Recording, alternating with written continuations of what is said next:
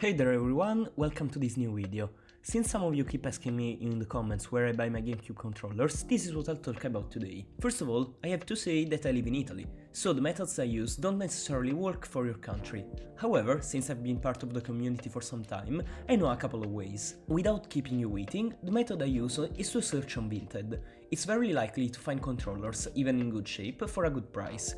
I consider a good price to be maximum $30. It's also very easy to find controllers that are cosmetic flawed for less. For example, this one costed me about $23.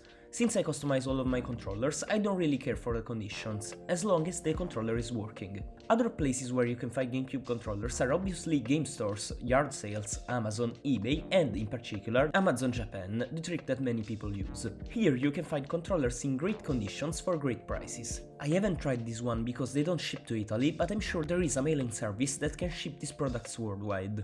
If you want to try this method, make sure to check what service you can use in your country. Going back to the controller I just bought, you can see that it's all dirty and in terrible shape. I always use gloves, disassemble the controller and give everything a good clean. I understand that not everyone wants to spend money and time to customize their controller, so this is what I do. I disassemble the controller using a tri-wing screwdriver, and I clean all of the pieces with a Q-tip and some alcohol. This won't damage the plastic, but will make sure that the controller is clean.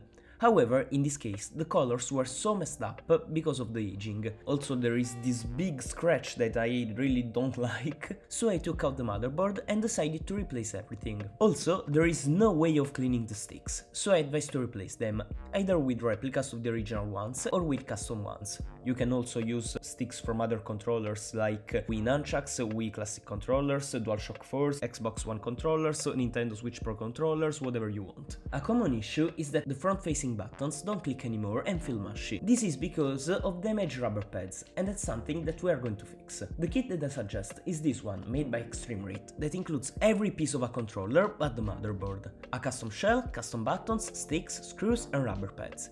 It costs a bit of money, but it also includes all the tools you need, like the tri-wing screwdriver. It's possible to buy shells, sticks and buttons for a lower price on other websites, but they don't have the same level of quality and they don't include the rubber pads and the other parts. However, I'm not going to use the included sticks and buttons, but I'm going to use the metal thumbsticks from the last video, also made by Extreme Rate. And last, I'm gonna use these custom chrome buttons to give the controller a full metallic look. While I build everything, I would like to talk about functional problems. The most common one is a wiggly stick box. To fix this, you need to desolder the old stick box and solder a new one. However, the ones you can find on eBay or AliExpress are terrible and get damaged really easily. The best way is to get them from a working controller, maybe from a C-Stick, a Nunchuck or a Wii Classic controller. You can also buy them from Battle Beaver Customs. It's a bit tricky to find a working stick box for a good price, so many people advise to buy an entirely new controller. Also because the stick boxes have 3 models and they get mounted slightly different, and for example the Model 3 is not compatible with the other motherboards, so this is another thing you have to be careful of. If you can, when you buy a controller, make sure that the stick box isn't wiggly. It's not impossible to fix, but it's annoying. Anyways, going back to the controller here, I'm using the same trick when using third-party sticks, which is sticking a piece of paper in the stick to rise it and not clip with the stick box.